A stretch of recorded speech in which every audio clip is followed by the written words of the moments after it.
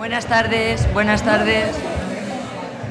Mirad, ahora vamos a ver las comunicaciones, las 7 comunicaciones que han llegado como finalistas porque han recibido más puntuación anónima que se les ha dado por el comité científico. Yo soy Raquel Redondo, soy otorrino del Morales Meseguer y delegada del sindicato médico, como toda esta mesa. Todos somos delegados. Entonces, dar las gracias al comité organizador porque ha sido un congreso para mí muy interesante, porque son temas que normalmente no tratamos y desde luego creo que para vosotros que empezáis bastante. Daros las gracias a todos vosotros por vuestro interés en participar y luego deciros que los que han organizado esto están muy contentos porque nos ha sorprendido las comunicaciones que nos habéis mandado, porque con un mes solo para hacerlas pues ha habido muchísimos temas, unos objetivos muy ambiciosos a veces y unas conclusiones que nos han permitido ver inquietudes que tenéis, porque al sacar el tema, ver a lo que aspiráis y qué conclusiones sacáis también nos sirve para aprender qué es lo que se pudiera hacer por vosotros, ¿vale? Entonces, como solamente son 7 comunicaciones las que se han elegido y desde ahí se tiene que poner del primero al número 7, hay un jurado que os lo voy a presentar ahora. Aquí está María Luisa Gallego, oftalmóloga del Morales Meseguer, José Joaquín, jefe de sección de urgencias de Cieza, de la Puerta de Cieza, médico de familia. Después está José Fernández, ¿no? Jiménez, perdona, que es anestesista y jefe de sección del Hospital de los Arcos. A continuación está Blanca García, que es médico de familia de la zona de Cartagena. Luego está Silvia Graña, que es también médico de familia de la zona de Cieza. Y después está Beatriz Barberá, que es ginecóloga de Yecla. Entonces, como os he dicho, todos somos delegados. Ha costado mucho decidirse.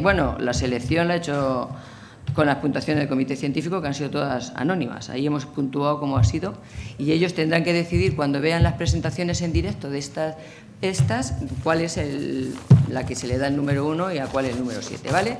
Vamos a empezar a presentar la primera comunicación, que la va a presentar la doctora Marina Asensio, y es limitación o adecuación del tratamiento de soporte vital.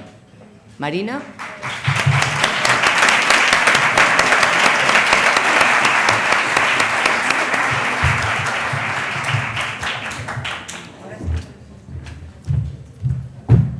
Hola, buenas tardes. Bueno, yo me aparto. La presentación la pongo... ¿La pasáis vosotros? ¿Dónde?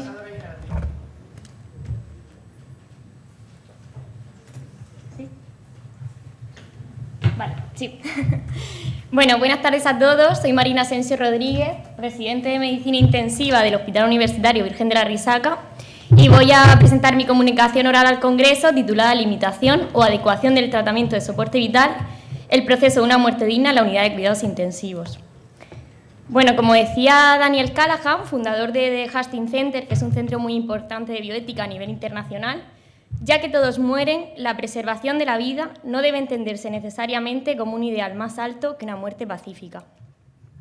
Bueno, la limitación al tratamiento de soporte vital es la decisión meditada y consensuada sobre la retirada o no inicio de medidas terapéuticas al considerar que el curso de la enfermedad es irreversible. Y todo esto se justifica por el necesario respeto a la dignidad humana, al derecho a la autonomía del paciente y al deber del profesional de no realizar tratamientos que no aporten beneficios al paciente. El objetivo de esta comunicación es realizar una breve revisión bibliográfica sobre el concepto de la limitación o adecuación al tratamiento de soporte vital en la unidad de cuidados intensivos.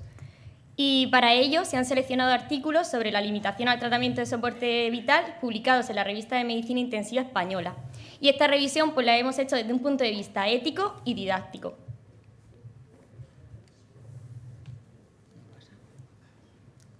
Cosas del directo. Bueno, en cuanto a los criterios de inclusión, se han incluido artículos publicados en la Revista de Medicina Intensiva Española con más de 5 referencias bibliográficas desde el año 2008 hasta la actualidad. Y como criterios de exclusión, pues aquellos que no se limitaban al tema a tratar.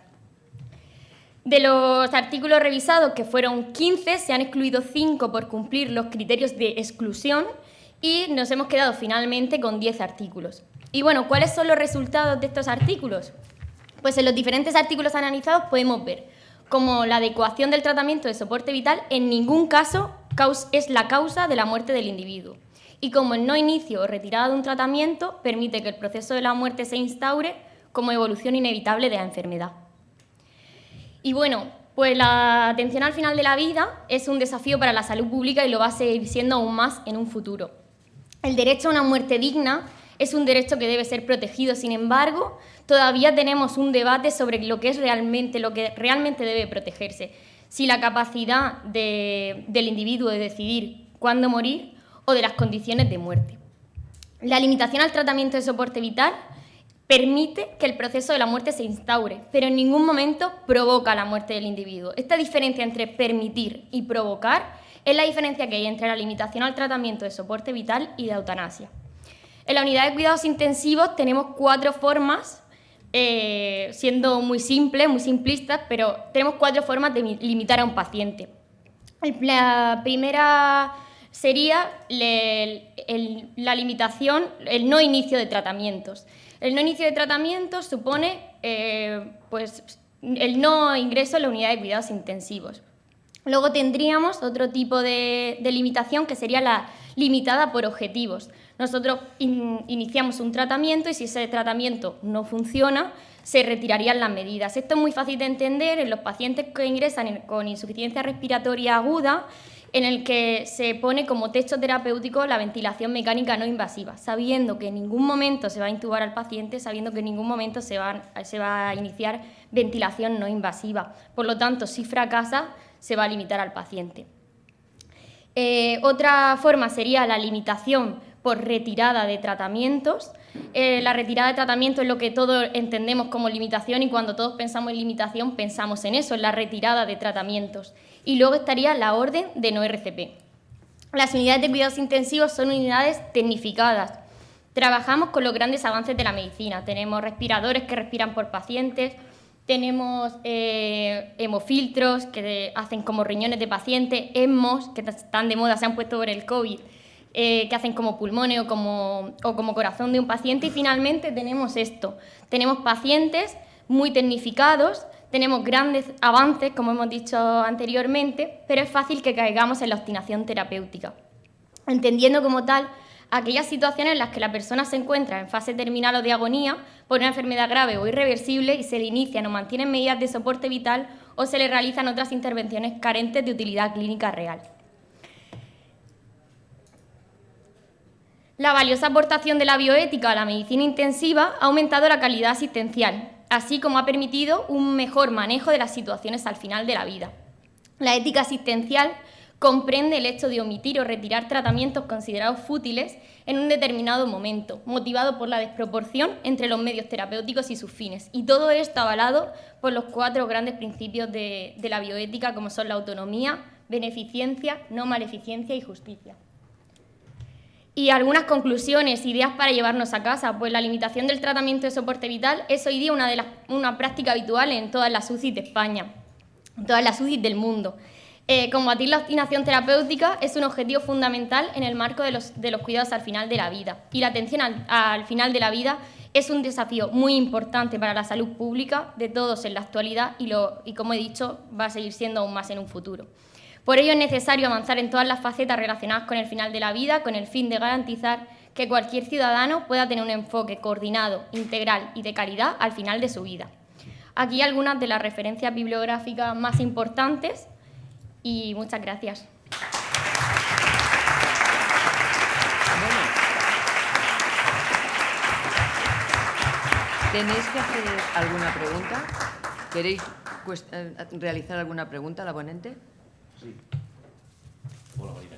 Hola. Primeramente, enhorabuena por la presentación, me parece muy interesante y el tema muy interesante y muy en actualidad.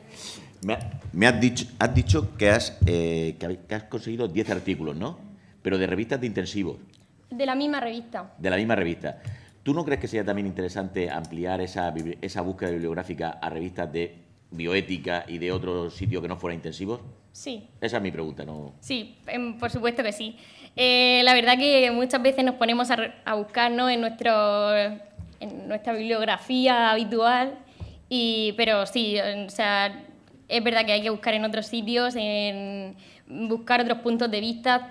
Todos los artículos que me he revisado, todos los artículos llegaban a la misma conclusión. Creo que es la conclusión que todos pensamos, pero mirar otros puntos de vista y otros artículos, por supuesto, sí. Nada. Tengo que decir que es que os hemos dado muy poco tiempo para preparar las comunicaciones. Sí. Bueno. ¿Ya? Muy bien, muchas gracias.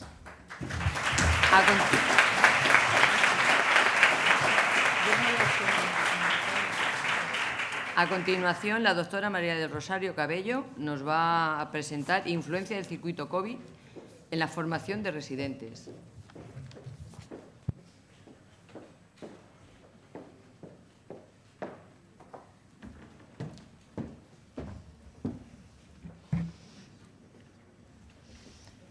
Bueno, buenas tardes. Yo soy Rosario Cabello, residente de tercer año de neumología en el Hospital Santa Lucía de Cartagena, y voy a presentar este estudio que he realizado junto a dos de mis compañeros, Alexander Jiménez y Carmen Velasco, titulado Influencia del circuito COVID en el servicio de urgencia del Hospital General Universitario Santa Lucía sobre la formación de residentes y manejo de la patología respiratoria urgente. Bueno, como todos sabemos, la pandemia por COVID-19 supuso un cambio en el modo de abordaje y en el tratamiento de los pacientes en el servicio de urgencia y en el hospital en general, y así surgió el circuito COVID respiratorio, que tenía como objetivo diferenciar la entrada al hospital de los pacientes que tenían patologías respiratorias de los pacientes que no presentaban patología respiratoria. En concreto, este circuito COVID en nuestro hospital, el Santa Lucía de Cartagena, estaba fundamentalmente dirigido o fundamentalmente lo llevaban adjuntos y residentes de al menos tercer, cuarto y quinto año. Entonces, esta situación nos hizo pensar que esto pudo tener alguna repercusión sobre los residentes de años inferiores o sobre aquellos que participaron también en el circuito. Surge así este estudio, cuyos objetivos son conocer la opinión y participación de los facultativos implicados en el circuito COVID y valorar la dificultad de los residentes en el manejo de patología urgente respiratoria tras la desaparición de este circuito COVID. Se realiza un estudio descriptivo que incluía residentes del Hospital Santa Lucía que trabajaron en el servicio de urgencias durante los años 2019 a 2021, en los meses que estuvo vigente este circuito COVID. La recogida de datos se realizó mediante un cuestionario electrónico anonimizado que se basaba en 5 preguntas con respuestas categóricas y se procedió al análisis descriptivo mediante el programa SPSS. En total se incluyeron 67 participantes, de los cuales la mayoría eran residentes de primer año, un 39%, un 14% de segundo año, 9% de tercer año y en otros grupos se englobaba un 5%. De las respuestas que obtuvimos, la mayoría de ellos, un 86,6%, valoraron la creación de este circuito COVID de forma negativa para su formación. Menos de la mitad participaron en el circuito COVID, solo el 47,8%, y más de la mitad referían una dificultad posterior en el manejo de la patología respiratoria aguda, una vez que ya desapareció el circuito. La gran mayoría, el 98,5%, creen necesaria una formación específica en patología respiratoria aguda. Por tanto, las conclusiones que podemos obtener son que la gran mayoría de los residentes consideran que el circuito COVID durante la pandemia ha afectado a su formación en el manejo de la enfermedad respiratoria aguda, más de la mitad de los residentes no participaron en el circuito COVID y la gran mayoría considera necesario aumentar la formación en patología respiratoria aguda. Bueno, esto es un poco de la bibliografía y la iconografía empleada y eso es todo.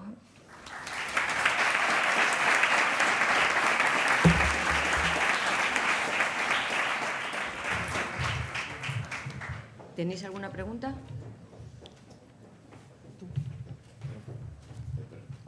El productor. Hola, buenas tardes. ¿Habéis hecho alguna valoración de por qué esa negatividad con respecto al circuito COVID? Bueno, yo lo interpreto porque una de las preguntas era si tuvieron posteriormente dificultad en el abordaje de los pacientes con patología respiratoria aguda y como también eran valores muy similares, yo lo interpreto porque le ha supuesto un problema al abordaje del paciente respiratorio agudo. Como ellos no lo veían o no lo veíamos a su paso por urgencia, pues al final, por eso yo creo la negativa que se tiene en cuanto al circuito. ¿Tú quieres saber? Bueno, primero, enhorabuena por la presentación, ha sido muy divertida. Yo trabajo también en urgencia hospitalaria y en el Hospital de Cieza y soy jefe de residente. Y bueno, quería puntualizar que el motivo por el cual a los R1, inicialmente a los R2, pues no pasaban al circuito COVID, era por el tema de la inseguridad que había inicialmente. ¿Os acordáis cuando no había medios adecuados de protección? No sé si eso en este tipo de artículo que has presentado, si lo habéis comentado entre los compañeros, el motivo por el cual no se incluyó a los R pequeños en la asistencia en el circuito COVID. Bueno, realmente nosotros sí teníamos medios de protección porque los residentes que iban allí pues igualmente estaban con su EPI, estaban con sus mascarillas. Nosotros en el circuito limpio, digamos, teníamos nuestras mascarillas igual, pero no sé muy bien por qué no se incluía ese tipo de residentes más pequeños, por así decirlo. De hecho, yo soy residente de neumología y yo no vi a ningún paciente en urgencia respiratorio durante los 2 años que estuve haciendo guardia en urgencias. Entonces, a mí, por ejemplo, sí que no en cuanto a formación, porque después es un hospital muy formativo y no tienes problema en cuanto a la formación, pero no es lo mismo atender tu primera crisis asmática siendo R1 en la puerta, que estás todavía más acogido y demás, y que ya de R3, que dice ya debería haber atendido 500 crisis asmáticas y me enfrento a la primera. Entonces, pues te genera más inseguridad, aunque sepas cómo se hace, pero al final, pues, el ir viendo más pacientes similares te va dando más soltura, más tranquilidad. Mira, yo te quiero decir que el COVID ha sido un menoscabo para muchísima gente. Vosotros lo habéis sufrido. Tú en tu parcela, los quirúrgicos que no había quirófano, los otros que se metían... Bueno, la pregunta es, después de pasar el COVID, ¿te han dado la oportunidad de tú sentirte segura en un tratamiento O sea, ¿has podido recuperar, aunque hayas perdido eso, tu capacidad para saber tratar patología aguda respiratoria? Sí, porque por suerte en mi hospital ya se han instaurado al fin la guardia de neumología, entonces pues ya tenemos también la primera atención en urgencias, porque siempre en la planta se te puede descompensar algún paciente, que también lo atendemos inicialmente los residentes y demás, aunque el adjunto también esté por aquí y todo eso. Pero pues claro, no es lo mismo que verlo en urgencias, que llega, a lo mejor todavía no le han iniciado tratamiento, pero bueno, ya sí tenemos la oportunidad. Bueno, el COVID es que ha sido el COVID, entonces a todo hay mucho que hablar y tendríamos que haber dado tiempo para que hubieras hecho muchísimos estudios de la repercusión del COVID en la formación, MIR, porque yo creo que ha sido un impacto muy grande. Muchas gracias, está muy bien. Gracias.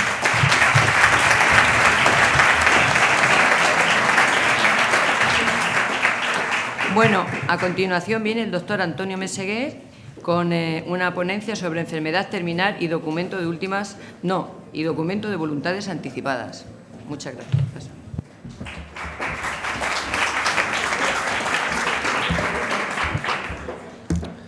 Bueno, me llamo Antonio Meseguer Hernández, soy residente de primer año de cardiología en el Hospital Universitario Santa Lucía y voy a presentar un caso de bioética que se llama enfermedad terminal y documento de voluntades anticipadas, aunque antes me gustaría agradecer al sindicato y a todos los que han hecho posible este congreso el haber podido participar. El caso clínico va de un paciente de 83 años sin antecedentes médicos relevantes para este caso de interés, pero que sí que tenía un antecedente de tener un documento de últimas voluntades que indicaba no desear medidas invasivas en caso de tener enfermedad terminal, medidas invasivas como UCI o intubación orotraqueal. El caso es que este paciente acaba ingresando por insuficiencia cardíaca crónica reagudizada, hace una fibrilación auricular con respuesta ventricular rápida, entra en edema agudo de pulmón y sufre una parada cardiorrespiratoria. Entonces, la duda que nos surgió fue si reanimar a este paciente o, por el contrario, podemos decir que es un paciente terminal, no quiere medidas invasivas, pues limitación de esfuerzo terapéutico y no se realiza la reanimación. Para resolver esta duda, en primer lugar, tenemos que definir qué es un paciente terminal y, por lo tanto, sabiendo qué es un paciente terminal o no, valorar si se respetó su documento de últimas voluntades. Para ello se ha hecho un estudio observacional descriptivo basado en un caso clínico y he realizado una búsqueda bibliográfica en UpToDate, PubMed, Google Scholar y la página de la Sociedad Española de Cuidados Paliativos. La enfermedad terminal se define como aquella enfermedad avanzada, progresiva e incurable con falta de posibilidades razonables de respuesta al tratamiento específico. Es una enfermedad que se caracteriza por ocasionar a los pacientes numerosos problemas y síntomas intensos, pero no solo a los pacientes, sino a los familiares y al personal sanitario que atiende al paciente. Y también se caracteriza por tener un pronóstico de vida inferior a los 6 meses. En el caso de nuestro paciente todavía no se había optimizado el tratamiento, acababa de ingresar y sufre la parada cardiorrespiratoria. Por lo tanto, optimizando el tratamiento sí que podríamos conseguir primero una esperanza vital mayor y reanimarlo. Por lo tanto, el paciente no cumple criterios de terminalidad y éticamente sí que estaría indicada la reanimación cardiopulmonar. Esta es la bibliografía que he usado para resolver este caso y nada, muchas gracias por su atención.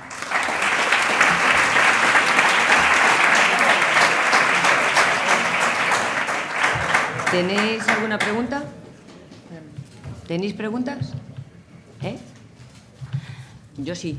Me imagino que aquí las dudas serían bastante sí, fuertes. Porque además fue como muy rápido, se llega, te avisan por el busca, parada en esta habitación y justo estaba su médico al cargo, que si no tampoco hubiésemos sabido si hay un documento de últimas voluntades o no.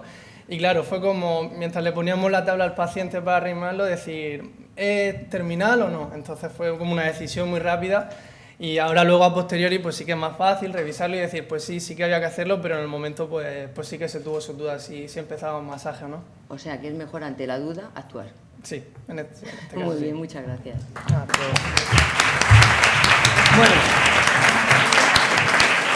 Bueno, vamos a darle la bienvenida al excelentísimo señor consejero Juan José Pedreño, que le tenemos aquí en primera fila, al lado de nuestra presidenta y nuestro secretario. Y vamos a seguir con las comunicaciones, porque vamos a cenar a las 11.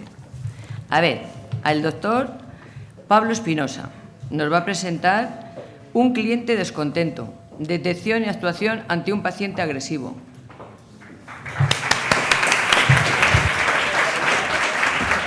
Hola, buenas noches a todos. Muchas gracias por estar aquí y muchas gracias por invitarnos. Bueno, me llamo Pablo Espinosa Rodríguez y soy R3 de Medicina Familiar y Comunitaria en el Centro de Salud Florida Blanca y soy el autor responsable de presentar este caso que quiero introducir pues hablando un poquito del clamor popular que ha habido últimamente de los sanitarios contra la violencia en relación a varios casos recientes que por desgracia han ocurrido. Aquí tenemos dos noticias, pero desgraciadamente pues no son los únicos casos que hemos sufrido. La justificación para presentar este caso en este congreso ha sido pues que pensamos que esto, al ser un congreso de residentes, creemos que los residentes son especialmente vulnerables a las agresiones y nos planteamos pues que sea por su temporalidad en los servicios por los que rota, por su alta presencia en los servicios de urgencias intra y extrahospitalarias y por su, no siempre, pero inexperiencia y juventud en comparación a los facultativos adjuntos con los que trabaja. Como segunda diapositiva de introducción he preparado unos datos del Servicio Murciano de Salud. Vemos que en 2017 se notificaron 388 agresiones a trabajadores del Servicio Murciano de Salud, un 15% más que en 2016. Estas agresiones siempre eran más frecuentes en mujeres que en hombres y la característica principal que tenían es que eran normalmente verbales, gritos, insultos, amenazas verbales y agresiones gestuales que suponían, como digo, la mayoría de estas agresiones. En 2021, los últimos datos de los que tengo referencia, pues se notifican 346 agresiones a 442 trabajadores del Servicio Murciano de Salud, suponiendo un aumento del 25,3% con respecto al año previo, también siendo más frecuentes en mujeres y también siendo más frecuentes los gritos, insultos, amenazas, etcétera. Para ejemplificar un poquito todo este tema, vamos a presentar un caso clínico y ponerlo en contexto dentro del plan de prevención de las agresiones a los profesionales de la sanidad de la región de Murcia. El caso clínico se trata de un varón de 47 años que estaba 6 meses a la espera de un diagnóstico relacionado con algunos síntomas neurológicos que tenía inespecíficos y que cuando llegó a la consulta era su segunda visita y se encontró con que el personal que lo atendía no era el mismo que en la primera ocasión, sino que había una junta nueva y un residente de primer año de familia que estaba en su rotación por neurología. Esto pues comenzó a provocarle múltiples quejas, ira. Era un paciente que pues se veía que tenía un tono claramente agresivo y esto motivó que la Junta saliera un momento de la consulta para buscar a su compañera que había ido, que lo había visto por primera vez. Entonces, bueno, el residente se quedó solo con el paciente a cargo de explorarlo neurológicamente y lo que ocurrió fue que pues intentó con buena voluntad intentar calmarlo, explicarle que a veces por cuestiones organizativas se necesitaba un cambio de facultativo, que todos pues teníamos que entender que esto era un sistema público y tenía sus déficits. Sin embargo, él respondió con un mal tono, un tono muy agresivo y dirigiéndose al residente como chavalino. Esto produjo un bloqueo comunicativo porque el residente le contestó, lo cortó en seco y le pidió que lo llamara doctor, que no era chavalín. y esto, pues lejos de calmarlo, como os podéis imaginar, lo que motivó fue un trigger para su agresividad, que hizo que rompiera en amenazas, se levantó de la silla, golpeó el material. Bueno, esto lógicamente provocó una situación de ansiedad, miedo y culpa del residente, y esto es lo que vamos a intentar valorar y prevenir para próximas ocasiones. Sabemos que hay medidas de prevención que pueden ser dependientes de las expectativas del paciente, sobre todo de características informativas, dependientes de la propia asistencia o dependientes de los tiempos de espera, que en este caso claramente fallaron, fueron muy largos, y hay medios de seguridad que pueden ser en el centro, como hubieran sido necesarios en este caso, con seguridad activa y pasiva, o en el domicilio si la consulta se produce ahí. Como diapositiva principal, si os tenéis que quedar solo con una, sería esta. ¿Qué recomendamos según este plan que he mencionado antes, para el manejo del paciente conflictivo y irritado? Bueno, pues lo primero es facilitar, como digo, una información clara que se adecue a las expectativas del paciente. Propiciar en los centros unas condiciones ambientales que sean propicias para una consulta y formar a los equipos en habilidades comunicativas. Hay que tener mucha atención a actitudes propias, actitudes personales que motiven reacciones violentas de los pacientes, como este, por ejemplo, bloqueo comunicativo que provocó el residente. Y, sobre todo, hay que tener mucho cuidado y detectar situaciones que sean potencialmente peligrosas mediante el análisis del lenguaje verbal, como, por ejemplo, peticiones que sean poco razonables o insultos directamente, o del análisis no verbal, tensión muscular, movimientos sin fundamento, muy bruscos, ¿vale? Lo que tenemos que tener en cuenta de este análisis es que lo hacemos ambos, que hay un análisis por parte del médico y por parte del paciente, o sea que la comunicación verbal y no verbal es siempre bidireccional. Ambos transmitimos y ambos recibimos. Y ya centrándonos en el caso, pues podríamos haber evitado responder a las provocaciones del paciente, manteniendo o intentando mantener la conversación en un tono afable y profesional, evitando cortes comunicativos como el que se produjo. Podríamos haberlo dejado expresarse, deshincharse, o haber intentado reconocer los propios déficits, los déficits del sistema, buscando puntos de consenso comunes a los que poder llegar a un acuerdo con el paciente, o se podría haber abogado directamente por la intercesión de la junta que había salido o de la junta que lo había visto en la primera consulta.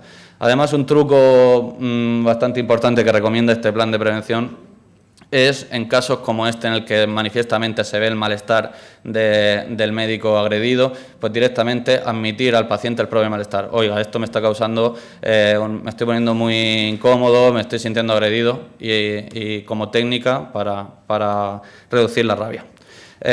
Me solicitó el comité organizador que incluyera algunas acciones legales. Bueno, lo que quiero resaltar aquí sobre todo es que las amenazas verbales no constituyen un delito per se y solo son perseguibles si se denuncia por parte del agraviado, es decir, del agredido.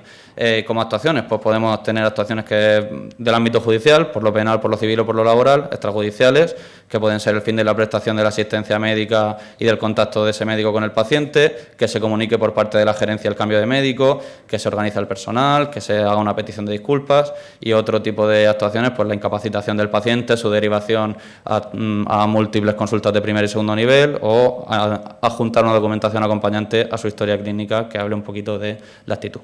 Y como conclusión, quisiera destacar que existen medidas organizativas y técnicas de comunicación basadas en la profesionalidad y la afabilidad y la empatía, que nos permiten protegernos de las hostilidades, haciendo menos probable que la agresión se perpetúe o grave. Nunca hay que tratar a la víctima como el culpable, pero sí es cierto que podemos tener unos tips para protegernos a nosotros mismos, una serie de actuaciones que nos hagan pues estar más a salvo de que es uno de nuestros principales riesgos laborales. Eso ha sido todo. Esta es una de las principales bibliografías y ya está. Gracias.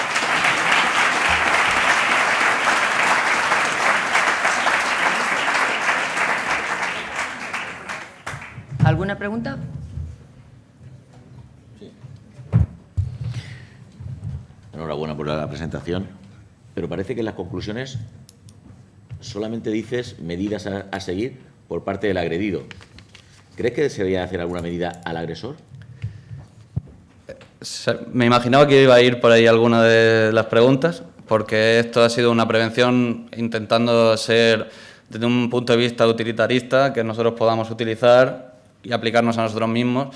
Si hago aquí algo que sea como tan ambicioso como cambiar el mundo, educar a la gente, todos hemos escuchado propuestas de aumentar las sanciones. Ahora mismo consulté para esta presentación y está claro que con una agresión verbal ahora mismo prácticamente estamos vendidos. No hay, o sea, puede que le pongan una multa, puede que le cambien el médico, hay a veces que hay órdenes de alejamiento que hacen que ese hombre se tenga que cambiar de centro de salud, pero como una sentencia penal, así yo no tengo ni idea de derecho, pero es verdad que estaban pendientes. Pero bueno, se podrían proponer muchas cosas, ¿no? Algunas serían aumentar las penas, es verdad que se nos reconoce como autoridad, pues ejercerlo de otra manera, o yo no sabría qué proponer en aspectos legales, y otras, pues a lo mejor aumentar el presupuesto en seguridad, proponer algunas nuevas técnicas, no sabría proponer acciones sistémicas. Esto a mí me parece que es una violencia que es un poco sistémica. No creo que sean casos puntuales, creo que cada vez va a ser más frecuente porque cada vez vamos a estar más concienciados y cada vez las expectativas de la población son más altas con respecto a lo que esperan de los profesionales sanitarios, es decir, sus exigencias son mayores y la distancia se está acercando demasiado y a veces pues se pierden un poco las formas. Entonces no sabría qué proponer, la verdad, no sabría qué proponer.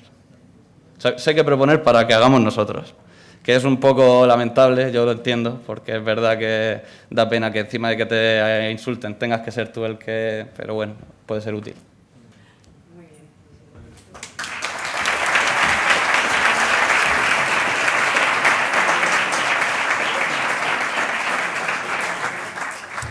Ahora la doctora Amanda Cano nos va a hablar de la conspiración del silencio. Conspiración del silencio.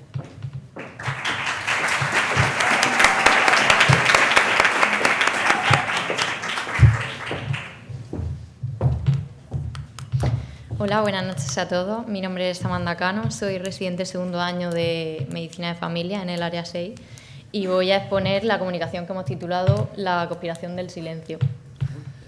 Espera. No sé qué pasa.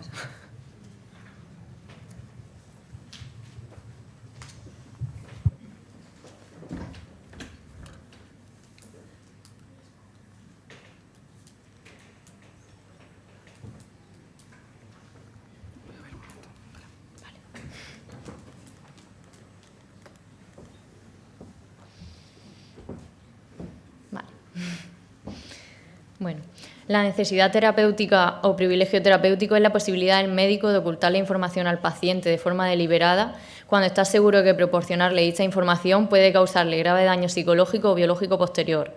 Por otro lado, la conspiración del silencio es una colusión o pacto ilícito que se crea entre la familia del paciente y el médico en el que se oculta una enfermedad grave o potencialmente mortal a este paciente.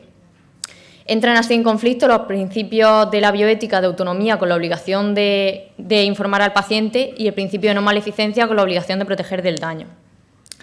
Para profundizar en este tema nos inspiramos en el caso de un paciente varón de poco más de 60 años que se había realizado una colonoscopia tras detectar sangre positiva en heces en un cribado de cáncer colorectal poblacional. En dicha endoscopia se había objetivado cáncer colorectal y una de sus hijas nos pedía expresamente que no informáramos de dicho diagnóstico al paciente, alegando grave daño psicológico si el paciente fuese conocedor de esta situación, poniendo así en tablas la línea entre la conspiración del silencio y la necesidad terapéutica y motivándonos a profundizar en la literatura acerca de este conflicto. Según un estudio de Centeno y Núñez Solarte, muchos pacientes españoles que no han sido informados realmente no deseaban serlo. Por tanto, el objetivo de esta revisión es estudiar los límites entre el privilegio terapéutico y la conspiración del silencio y conocer cómo de beneficioso o perjudicial es la proporción de dicha información al paciente en la práctica clínica. Para ello, realizamos una búsqueda bibliográfica con las palabras clave consentimiento informado, privilegio terapéutico y conspiración del silencio en diferentes fuentes en las que se incluían revistas de bioética, guías de actuación y seleccionamos 3 artículos que concordaban con el objetivo de la revisión. En cuanto a los resultados, se obtuvo que se ha desmentido que ocultar la información al paciente sea más beneficioso que perjudicial para este, ya que alrededor del 75% de los pacientes que habían sido informados hablaban claramente de su enfermedad y sus consecuencias. Por otro lado, se ha demostrado que contando con toda la información, el paciente desarrolla mayor confianza en el médico, mayor capacidad de comprensión y de expresión de sus deseos y sentimientos con mayor facilidad. Al hacer uso del privilegio terapéutico, en cierto modo estamos entrando en conflicto con el principio de autonomía, con la obligación de informar al paciente, ya que es el paciente, o en este caso, en que él relegue el consentimiento informado, el dueño de la información médica. Además de ser un derecho del paciente el ser informado, Es un deber para el médico informar, estando así establecido en la Ley General de Sanidad y en el Código Deontológico Médico, aunque existe como excepción el que la información proporcionada le pueda causar mayor daño psicológico o biológico al paciente que si no contara con dicha información. Lo que suele ocurrir en muchas ocasiones es que la familia se contrapone a este derecho del paciente a ser informado, quizá por sobreprotección hacia este, ya que bastante tiene con su enfermedad, o bien como mecanismo de defensa de forma inconsciente ante el choque de realidad, porque de lo que no se habla no existe, generando la conocida conspiración del silencio. Esta es una actitud cultural que tiende a heredarse de generación en generación, perpetuándola, y que genera un clima de sobreprotección en el que la familia asume toda la información desde el diagnóstico, pronóstico, alternativas de tratamiento, estando en este caso el paciente nula o mínimamente informado, incluyendo una negación implícita de la posibilidad de que el paciente exprese sus deseos, sus expectativas de vida, sus angustias y preocupaciones. Según un estudio de Centeno y Núñez Olarte, el paciente sabe más de lo que se le ha contado, aunque también señalan que muchos pacientes que no han sido informados realmente no deseaban serlo.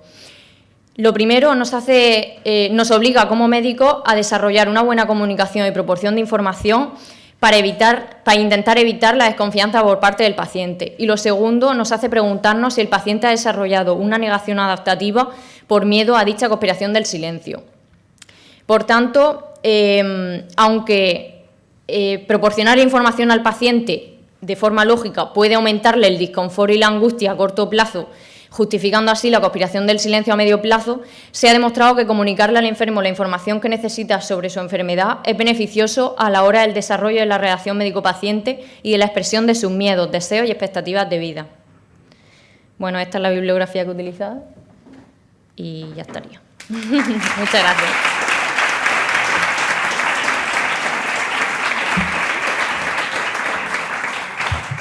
¿Alguna pregunta? Bueno, ¿qué hicisteis? ¿Qué? ¿Qué hicisteis en este caso? Informarle, ¿no? Sí, es que Claro. dudamos un poco, pero le preguntamos al paciente, ahondamos un poco en cuánto quería él saber, que es lo que en cierto modo hay que hacer. Claro, le tienes que resecar parte del colon y no le vas a decir que es por nada. Ya. O sea, el paciente... Hay que, claro, ahondar un poco hasta... Porque hay muchos pacientes como que relegan la información de yo es que no entiendo, informa... Eso sí, yo te lo digo porque cuando yo empecé, la verdad es que era todo protección y ocultar al paciente, que no sepa nada, que se nos deprime. Y claro, eso ha evolucionado a que al paciente no hay que decirle, como yo he presenciado, oiga, a usted le quedan 3 meses. No, hombre, eso no se le puede decir, ¿no? Pero sí, usted necesita un tratamiento porque su enfermedad tiene unas características, es un cáncer, no se va a morir, tal, bueno... Pero vamos, darle una información para que sepa que está, ¿no? Sí, sí. Eso es lo que hiciste, ¿no? Sí, claro, le andamos primero, nos informamos hasta donde él quería saber y le mostramos un poco pues su patología, pero de forma adecuada a su capacidad de comprensión. Muy bien. Pues nada, muy bien. Muchas gracias.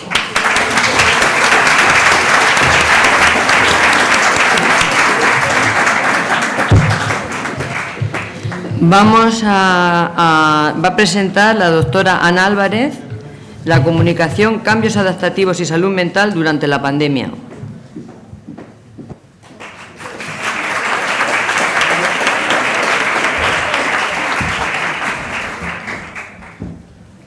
Hola, buenas tardes, noches.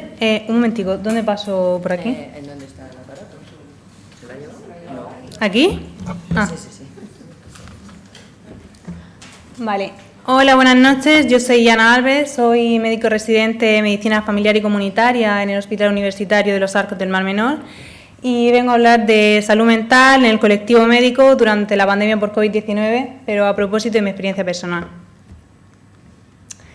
Pues bien, la aparición del COVID-19 provocó en 2020 un cambio del funcionamiento sanitario de nuestro país y de todo el mundo. Era un virus tan desconocido que obligó a médicos a renovarse continuamente y a actualizar sus periodos y sus protocolos de actuación. Durante los primeros meses, los médicos especialistas en atención primaria y urgencias hospitalarias representaron hasta el 40% del total de médicos fallecidos a nivel mundial, lo que nos da una idea del destacado papel que desempeñaron. Además, las medidas para disminuir el contagio iban enfocadas al distanciamiento social y, como consecuencia, se produjo una deshumanización en las relaciones sociales, con las posibles consecuencias mentales que ello pueda suponer. Y bien, ¿cómo afecta esto al residente? Pues bien, trasladada mi historia personal, comencé la residencia en septiembre de 2020, rotando 5 meses en mi centro de salud, donde prácticamente toda la consulta era telefónica y apenas no veíamos pacientes presencialmente. Aparte, no había diagnóstico que no pasase previamente por una PCR. Era absolutamente todo iba enfocado al COVID y era como si el resto de enfermedades hubiesen desaparecido. Por otro lado, tampoco conocía a mi equipo de trabajo, únicamente conocía a mi tutora.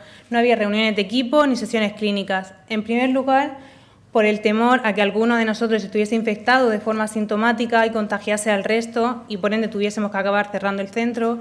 Y en segundo lugar, por el tiempo.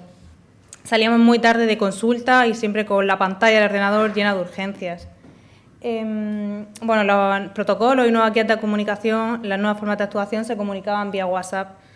Bueno, y si esto ya afectaba al médico adjunto, imagina al residente, después de la larga trayectoria hasta llegar aquí, con ganas de conocer y crecer y no en adentrarse en una pandemia el repleta de restricciones. Yo dejé de visitar a mis familiares por el temor a que los contagiase, sobre todo después de las urgencias hospitalarias. Y bueno, salía del centro de salud la mayoría de días pensando que esto no era la atención primaria y que cuánto tiempo duraría. Pues bien, el médico de atención primaria tuvo una labor prioritaria para reducir los contagios, centrada en la detección precoz y en el aislamiento de los casos. Tuvo que cambiar abruptamente la forma de atender a la población, priorizando el contacto telefónico y organizando circuitos de asistencia diferenciados. Tuvo que integrar la incertidumbre en el primer nivel asistencial ante el desconocimiento de la pandemia y los nuevos protocolos de actuación y asumir una actitud continua de aprendizaje y una postura pragmática a la hora de elegir los nuevos cursos de acción e ir integrando los conocimientos que iban surgiendo día a día sobre el tema.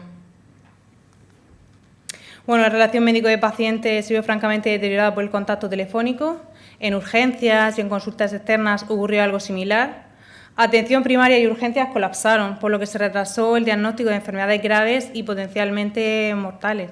En primer lugar, por el hecho de que se disminuyese las consultas para reducir los contagios, también por el encontrarse el médico, el facultativo de baja en el momento de la cita, incluso el paciente en aislamiento, incluso por el temor del paciente a acudir a un ambiente epidémico como era un centro de salud o un hospital. No había sesiones clínicas ni opción de realizar trabajos de investigación, no era momento de eso. Bueno, el temor al contagio de familiares por parte del médico incrementó sentimientos de ansiedad, estrés, insomnio, incluso cuadros de depresión. Otros factores, como la facilidad de transmisibilidad del virus, su elevada virulencia y mortalidad, también hubo miedo, ansiedad. Bueno, el médico tenía miedo a enfermar y a sus consecuencias, como eran las secuelas del COVID y el hecho de tener que ausentarse de su puesto de trabajo con la alta carga de trabajo que había en el momento y sobrecargar al resto de compañeros.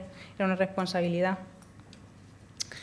Bueno, y en conclusión, los efectos negativos que destacaron el médico fueron sentimientos de culpabilidad, confusión, cansancio, incertidumbre, aunque bueno, sin embargo, el reconocimiento por su labor por el público general fue muy positivo y bueno, sería recomendable destinar esfuerzos a la prevención de enfermedades de la salud mental y promocionar la salud de nuestros profesionales sanitarios, ya que ayudarlos en un futuro nos permitirá una mejor atención a nuestros pacientes. Y bueno, como conclusión decir que me alegra ver esto con la perspectiva de que han pasado 2 años, que todo ha ido volviendo poco a poco a la normalidad y que pues, estoy encantada ahora mismo. Muchas gracias.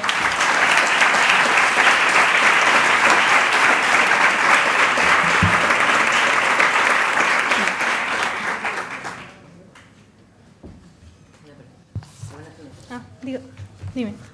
Ante todo, enhorabuena por la presentación, Ana, porque es un tema muy delicado. Los residentes habéis sufrido la pandemia, yo creo que como una experiencia más durante la residencia, pero como una experiencia a veces dolorosa. Entonces, quería saber si en el estudio que tú has hecho o dentro de tu experiencia personal, nos podías decir si has recibido alguna ayuda dentro de la unidad docente, de tu tutor, del servicio murciano, a la hora de enfrentarte a esos problemas psicológicos, de dolor, de tensión, de estrés. A ver, realmente yo con mi tutora tengo una relación estupenda y con la enfermera éramos un equipo las tres y la verdad que me sentía muy apoyada, he estado muy bien con ella, pero eso no, yo esto se lo decía a ella, era algo que hablábamos y me decían, qué pena que hayas entrado en este momento porque esto no es la atención primaria. Y decía, ya, pero es que yo quiero vivirla, yo sentada en una silla, el contacto telefónico, tienes fiebre, tos, ¿cuánta fiebre has tenido? ¿Cuántos días? Pues así, días, 5 meses, pues se hace duro. Realmente ayuda, es que no había tiempo de... Yo era la última que acababa de llegar allí, lo que menos era importante era yo cómo me sintiese como residente, la verdad. ¿Nadie te lo preguntó? No, nos decían en general que era una pena que entrásemos en esa situación, que lo viviésemos así. De hecho, estábamos en pandemia, no podíamos quedar, tampoco entre los residentes. Quedábamos a lo mejor en una casa, una vez pasamos como una foto como de una quedada grupal, e incluso nos echaron la bronca un poco los residentes mayores por haber quedado en plan, ¿qué estáis haciendo? Y nos sentíamos fatal ese día, vamos, no volvimos a pasar ninguna foto. Pero...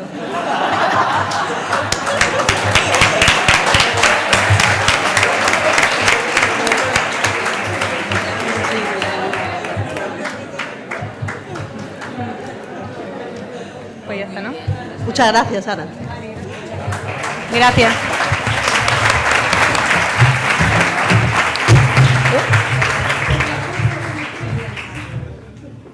A ver, el doctor Esteban Cremades nos va a presentar una ponencia que es Dilemas éticos ante el diagnóstico de una ITS. Me imagino que será enfermedad de transmisión sexual. Vale.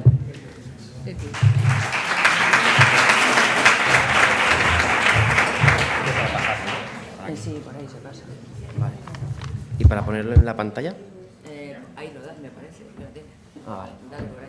Bueno, buenas noches ya. Soy Esteban Cremades, residente de tercer año de Medicina de Familia en el área 1, ¿vale? En el consultorio Jabalí Nuevo. Y voy a exponer el trabajo que he presentado para este congreso, que tiene como nombre pues, Conflicto ético ante el diagnóstico de una infección de transmisión sexual. Este trabajo se basa en una situación clínica que viví, que fue que conocí a Juan, de 38 años, ¿vale? Aparentemente sano, sin ningún tipo de enfermedad previa, está casado y tiene con María y tiene 2 hijos, ¿vale? Hace una semana, en una analítica de laboratorio, laboral, se diagnosticó que tenía VIH y nos acudió a la consulta. Lo derivamos a la unidad de VIH y pactamos con él para hacer el seguimiento, una consulta en los días siguientes. En la siguiente consulta, para ver cómo iba, si había algún tipo de duda o qué hacer con él, pues nos dejó claro que no quería ante ningún caso que le dijésemos nada a su mujer, que también era paciente de nuestro cupo. Por tanto, aquí pues, se nos plantea la pregunta, ¿no?, de cómo debemos de actuar, que es quizás la pregunta que siempre nos da un poco más de juego a nuestra profesión, ¿no? Vale. En cuanto al método para plantear qué posible solución podía tener este problema, pues lo llevé a cabo a través de un análisis reflexivo, mediante un método deliberativo. Hay varios tipos de guión, pero yo he cogido este porque creo que es sencillo, es pragmático, ¿vale?, que basa en 6 puntos. El primer punto sería la presentación del caso, que vendría a ser lo que se ha hecho en la introducción. En el segundo, aclarar los hechos objetivos y subjetivos que conforman el caso, ya que la realidad, pues digamos que es bastante compleja y tenemos todos prejuicios, entonces tenemos que evitar que nuestros prejuicios pues impidan, ¿no?, desarrollar, ya que estamos planteando cómo actuar adecuadamente, que influyan en la decisión de la cuestión de salud de un paciente que posiblemente no tenga los mismos valores que nosotros, ¿vale? El tercer punto quizás sea el más obvio, que es identificar cuáles son los valores que entran en conflicto. En este caso, pues por un lado tenemos proteger la confidencialidad de Juan, ¿vale?, o también proteger la confidencialidad de María, que también es nuestro paciente. Y luego ya, en cuanto al análisis de los cursos, tenemos que ponernos, ¿no?, cuáles son los cursos de acción que pueden tener lugar. Por un lado tenemos los cursos extremos, en el cual solamente vamos a proteger uno de los valores que entran en conflicto, de tal forma que, por ejemplo, podemos proteger la confidencialidad de Juan y pase lo que pase con María, nos da igual, ¿vale? O bien podemos decírselo a María, que Juan, su esposo, tiene VIH y que se arreglen entre ellos, ¿no? Vale.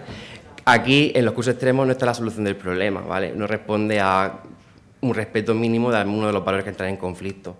Entonces, entramos en los cursos intermedios, ¿vale? Estamos en un punto del caso, cuando tuve la oportunidad de verlo, en el cual, pues, no teníamos apenas información, era un paciente sano, no tenía seguimiento por ninguna enfermedad, no sabíamos qué relación tenía con María, cuáles eran sus miedos, sus deseos, preocupaciones en cuanto al VIH o tratamiento, y tampoco qué motivos hacían que no quisiese decírselo, ¿vale? Entonces creo que es importante en estos casos pues, hacer un seguimiento del paciente, hacer una exploración psicosocial para ganarnos su confianza también, porque va a ser un paciente que va a necesitar una buena adherencia terapéutica y un buen clima de confianza con el médico para su seguimiento. Y ahí también hay valores en nuestra relación que pesan, ¿vale?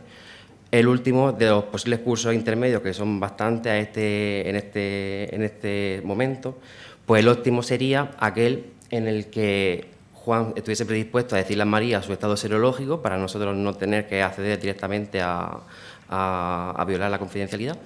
Y luego ya por último, pues hacer como una consulta conjunta para que ambos tengan un seguimiento conjunto, resolver dudas en conjunto. Vale. El último paso hace apelación al marco legal, ¿no? En España hay excepciones para la confidencialidad y uno de ellos precisamente es cuando por silencio se puede producir algún tipo de daño a una tercera persona, ¿vale? Las conclusiones que he sacado de este trabajo es que es una situación muy compleja que se puede dar perfectamente. El escenario para nosotros óptimo sería aquel en el que Juan estuviese predispuesto a decirle a María su estado serológico y hacer una entrevista conjunta con ambos. También que para ello es necesario a veces a lo mejor empoderar a Juan en cuanto a técnicas comunicativas porque tiene miedo a lo mejor de dar algún tipo de comunicación y también darle confianza, no romper la confianza con él.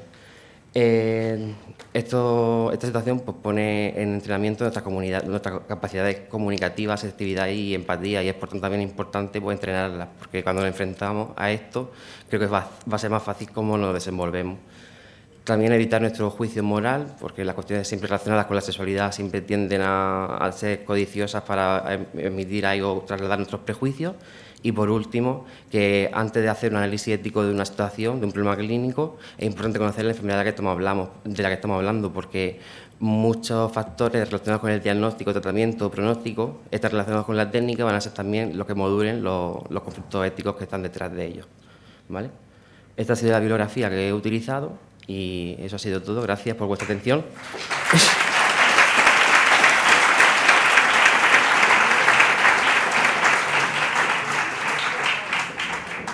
¿Qué hicisteis? Sí, sabía que iba por ahí.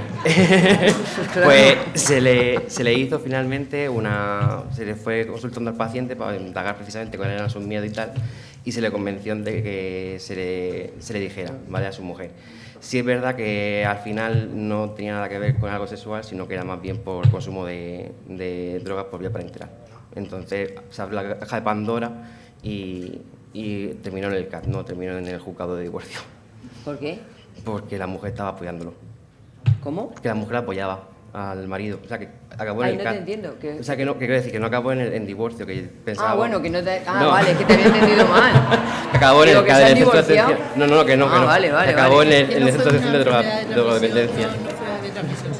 Vale. Bueno, claro, es que lo que hay que hacer es preservar a la mujer o al hombre. Sí, contábamos... Ante la duda... Contábamos con el tema del tiempo. No, tampoco teníamos gran paciente sano, no teníamos serología, la última era del embarazo. Entonces no sabíamos si había se había contagiado o no. Vale, muchas gracias. Muy interesante.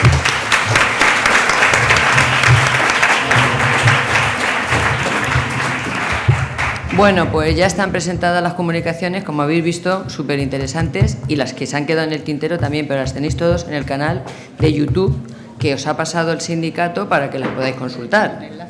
Hay un enlace, ¿no? ¿Lo tenéis? Lo deben tener. Es de YouTube. Bueno, es YouTube. Y ahora el jurado se retirará a deliberar mientras se hace la clausura de este congreso, ¿vale? Venga.